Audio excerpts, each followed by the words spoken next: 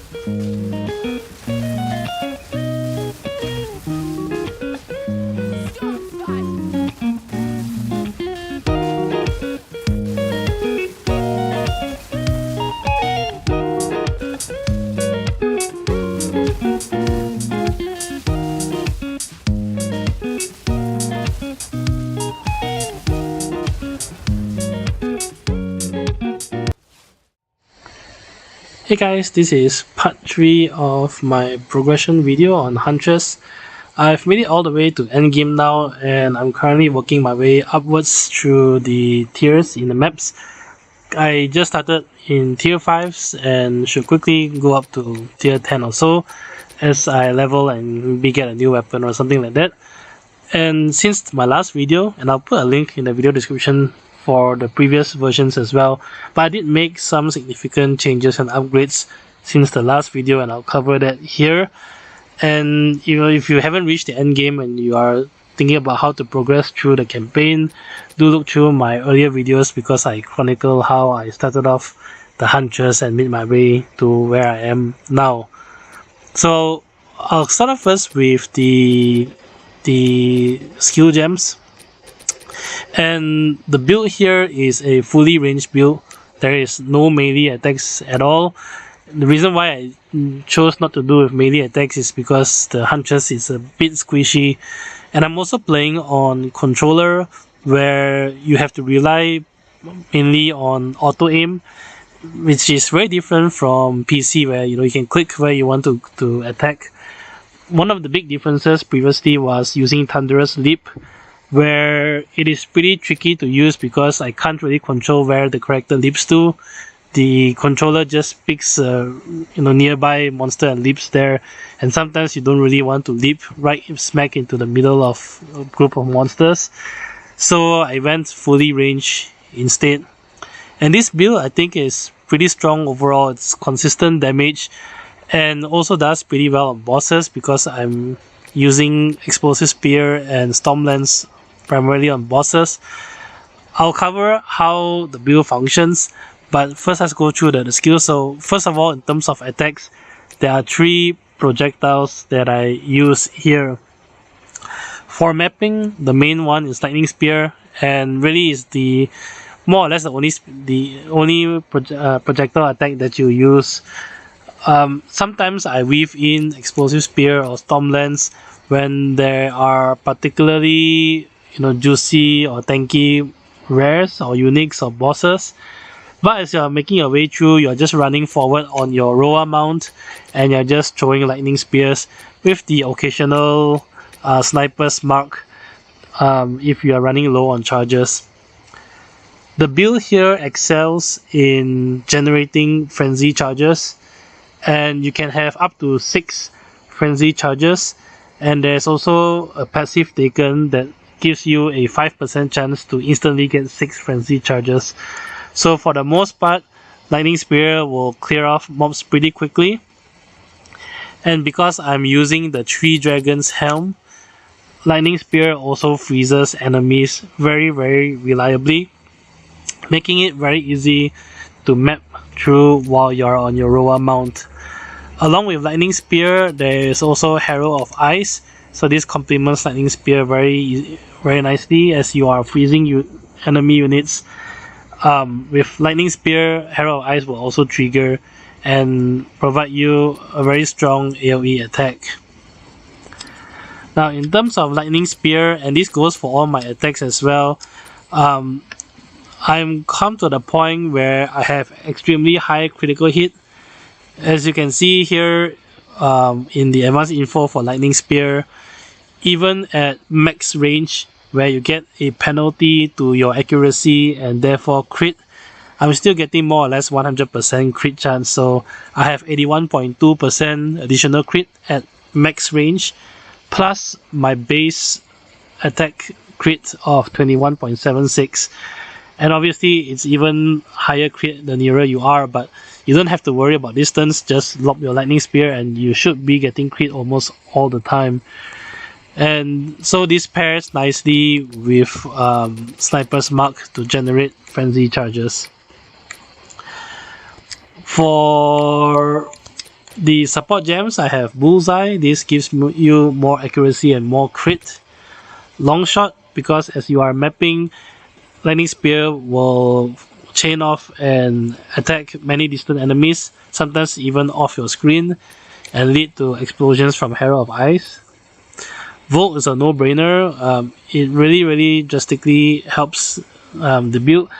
Not only are you constantly moving because you're on your Rhoa mount, so you'll be getting the voltaic charge constantly building up, but the extra chain makes a big difference, and this is by far the best support gem for Lightning Spear.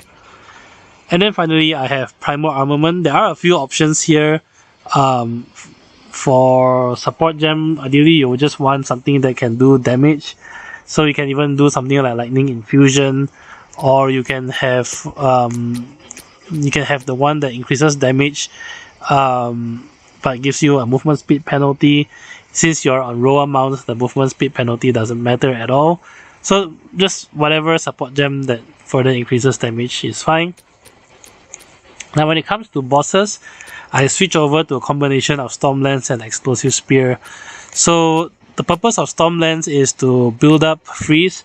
Again, lightning damage will freeze with the 3 Dragons Helm, so Glaciation is there to help land a freeze on bosses. But the other reason why I use Storm Lance is you combo Storm Lance with Sniper's Mark. So when the boss is there, you throw 3 Storm Lance down and you throw a Sniper's Mark. The Storm Lance will constantly activate, dealing damage to the boss, and some of these will most definitely crit, in which case you will trigger Sniper's Mark and get Frenzy Charges for Explosive Spear. Now the crit on Storm Lance is a little bit lower.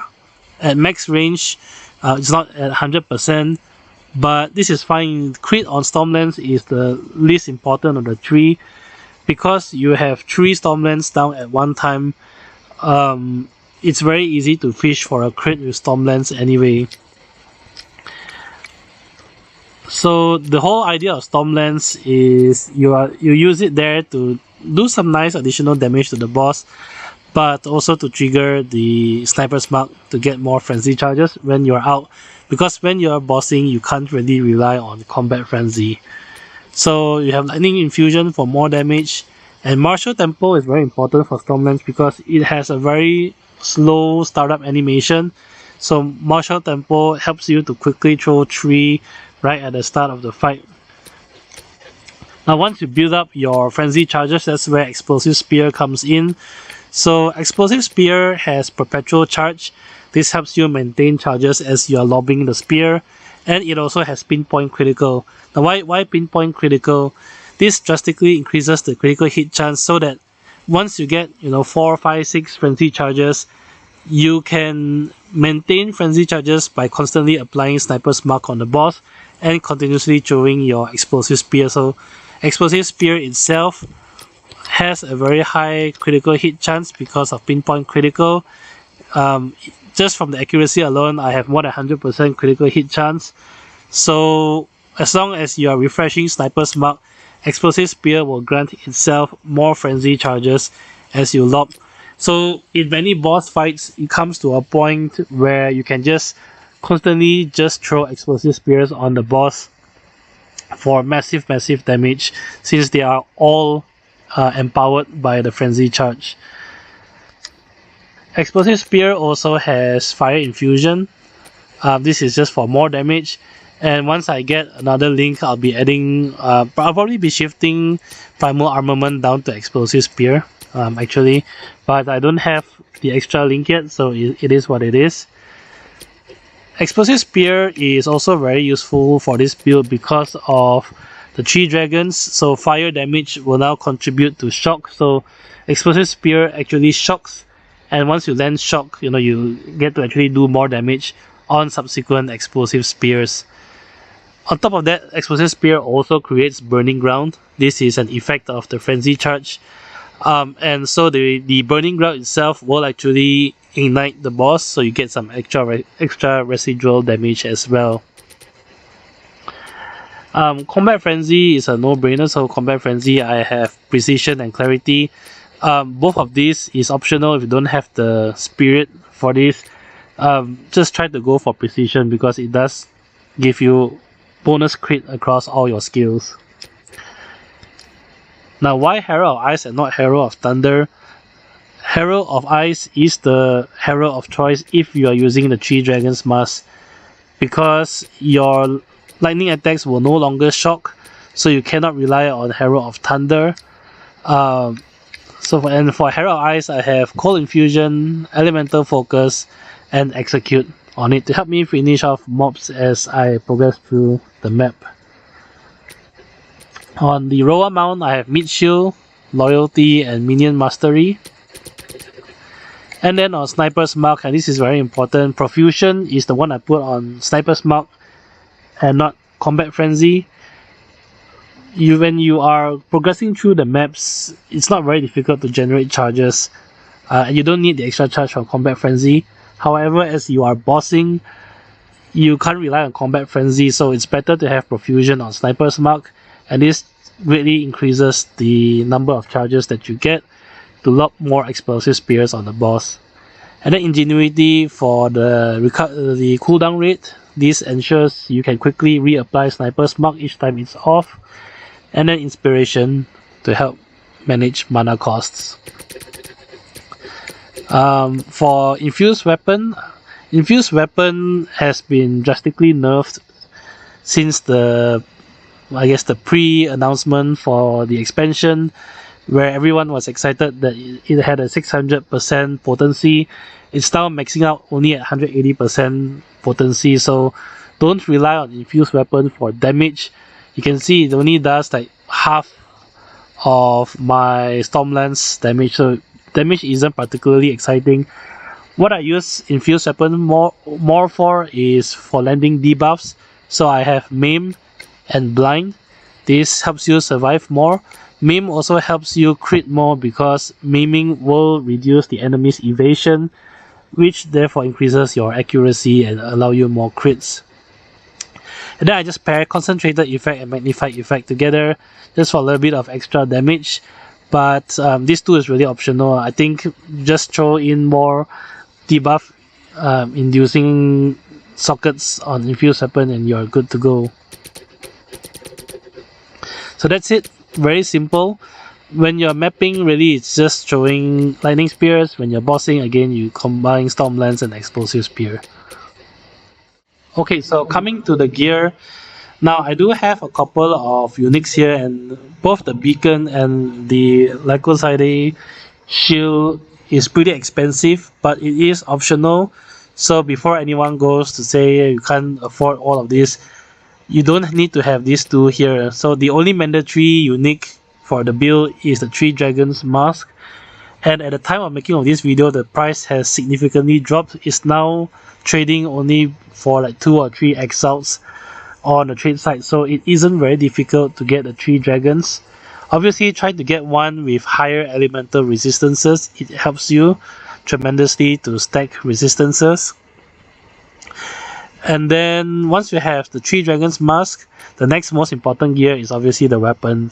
So for weapon, you want to focus on physical damage predominantly. Don't get a weapon with added lightning or added fire damage, because you're using 2 elements and you're using infusion support gems.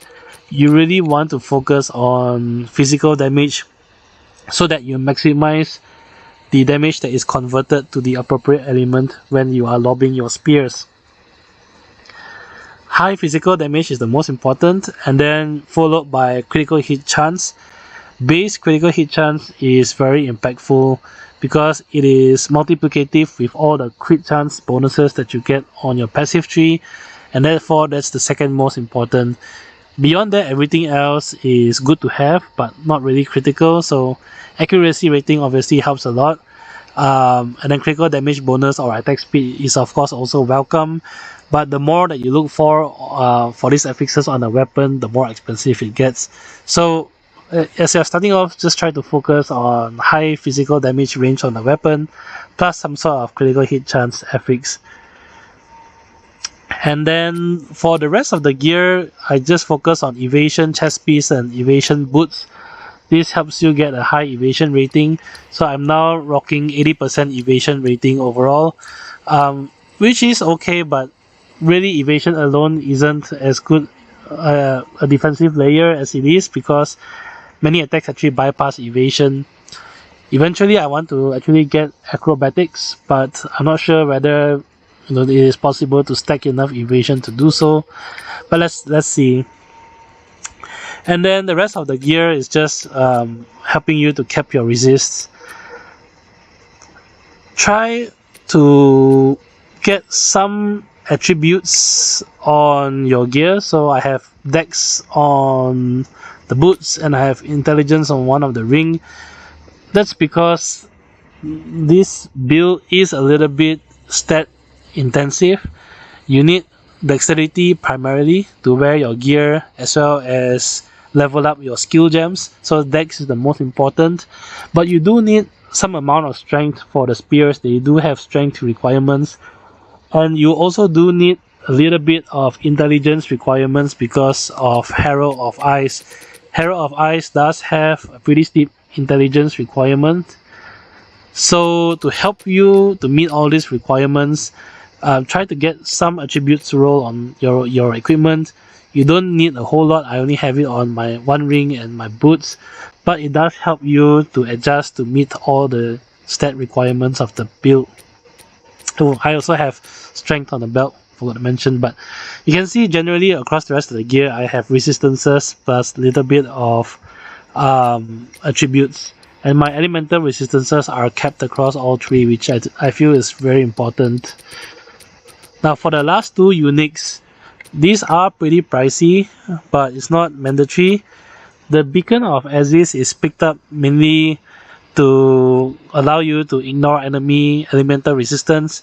My crit is more or less 100%, so almost all my attacks would ignore resistances, and this allows you to skip penetration completely on the passive tree and go for other passive nodes instead.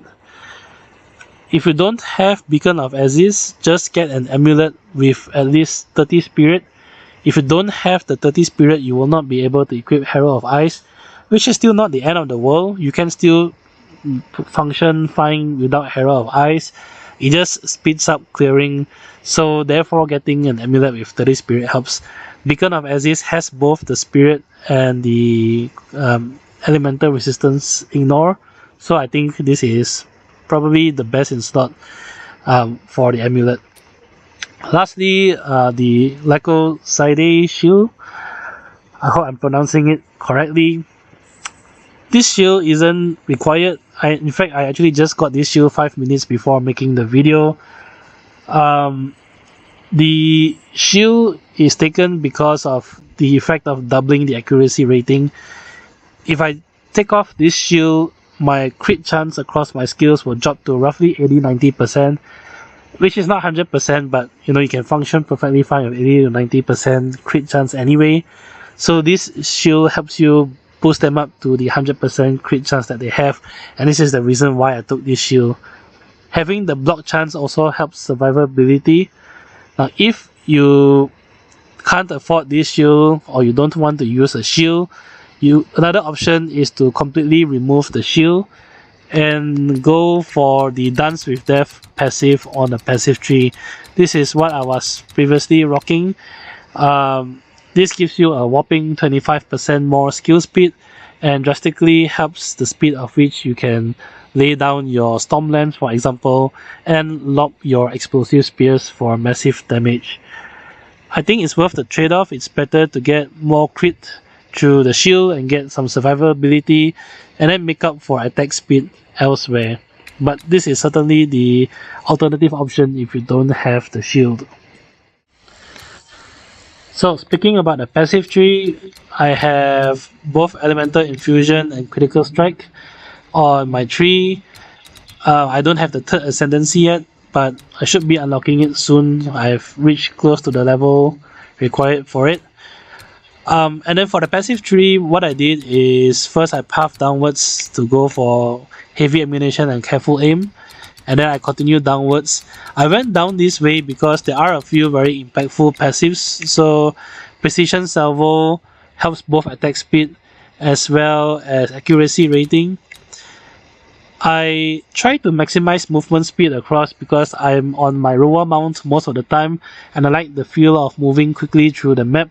So this is why I took Escape Velocity for just 2 passive points. And then I went for Death from Afar. This helps you to round off your crit chance when you are far because you get an accuracy penalty. And it also allows you to have a comfortable playstyle lobbing spears at range without worrying about accuracy or crit penalty. Catalysis is a very good 2-pointer. Nice damage boost, but more importantly, that 5% damage being converted to an element means that your elemental resistance will apply, so it does help for damage reduction as well, and it only costs 2 points to get there. I make my way downwards to the spear tree. So spear trees have very juicy notable passives, and then importantly is Falcon Dive as well. So Falcon Dive gives you a lot of attack speed essentially because you are stacking accuracy. And then eventually I will also be taking acceleration. I just don't have the points for it yet. But acceleration I like because you get some attack speed to make up for the lack of Dance with Death. But like I said, I also want to max out movement speed, so this is one of the things in my go-to list. Now there are two other passives that is very important. One is Frenetic. This gives you a chance to get max frenzy charges, and like I said, this build excels in frenzy charge generation, so almost all your attacks are frenzy charge empowered. And I also picked up Fervor as well, so 2 maximum frenzy charges. This allows you to get up to 6 frenzy charges, and if you do manage to proc that in a boss fight, you can be throwing explosive spears like a madman. Because of the perpetual charge support gem on explosive spear, you are likely able to get like 8, 9, 10 consecutive empowered explosive spear before you have to generate charges again. Now along the way, proficiency gives you a massive dex boost, and it's really mandatory because of the heavy stat requirement for the build. But since you are here, you can also take up Bestial Skin for a massive evasion boost, as well as enhanced reflexes for further increase in dexterity. Struck True is a very important crit node. Many people tend to underestimate because there's very little understanding about what it means to have this 1% critical hit chance. This is a base critical hit chance. So most spears have a base 5% chance. Struck True gives you an additional 1%, essentially making this a 20% boost to your base. And your base is then further amplified by all the critical hit chance passives that you get throughout the rest of the tree. So Struck True does help tremendously to boost your base crit. Heart Stopping and Heartbreaking is a no-brainer because they also provide stats as you take them, which helps you meet the stat requirement. And then finally, I'm now making my way upwards here. Along the way, I took up Mental Toughness. This is a good 2-pointer. The 15% reduced mana cost helps a lot. And once you hit low mana, just drink a flask. So more or less, this gives you a persistent reduction in mana cost. I'm now making my way upwards because I'm trying to get Kite Runner. You get 8% projectile speed and then another 15% projectile speed. So I'm taking this to replace the loss of attack speed from removing Dance with Death. And Kite Runner also of course has movement speed, which is what I'm also after. Eventually also, if we have more points to spend, this is also very close to a jewel socket, so this is another potential pickup. And the jewel socket here can also be picked up for just 1 point. Jewels are pretty good for this build. You can get emeralds with crit and projectile speed, for example, but I don't have those jewels yet, so I'm not going for the sockets as of now, but this is more for the future kind of thing. Finally, if you want to, another option, just to mention it, is to branch further downwards. Now, if you are lacking more crit, Pinpoint Shot is a very good pickup. It boosts your accuracy and therefore your crit. And nearby, you also have Tainted Strike. So it combos nicely. This whole branch here gives you a lot of critical hit chance, which will then feed into Pinpoint Shot for more accuracy. So if you don't have the Lycosidase shield and you're taking Dance with Death, I would recommend to consider going down this way to pick up more accuracy and cap out your critical hit chance. That's it for this video update. I hope it has been useful, and if you have any questions on how the build functions, please feel free to post them in the comment section of the video. Thanks for watching.